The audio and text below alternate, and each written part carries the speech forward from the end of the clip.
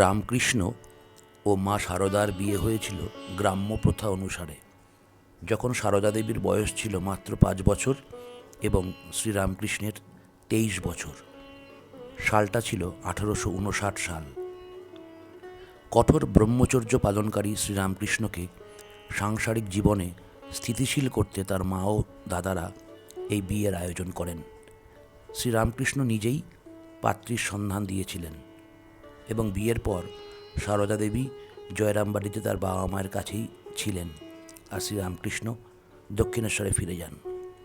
পরে সারদা দেবী যখন দক্ষিণেশ্বরে শ্রীরামকৃষ্ণের কাছে আসেন, তখন থেকেই তাদের আধ্যাত্মিক ও গুরু শিষ্যের সম্পর্ক শুরু হয়। শ্রীরামকৃষ্ণ তাকে পবিত্র মা বলে সম্বোধন করতেন এবং তার আধ্যাত্মিক সহধর্মিণী হিসেবে গ্রহণ করেন। এই বিয়ে ছিল দুটি আত্মার মিলন, যা পরবর্তীতে আধ্যাত্মিক সাধনার এক মহান দৃষ্টান্ত স্থাপন করে। এই ছিল আজকের ভিডিও। ধন্যবাদ।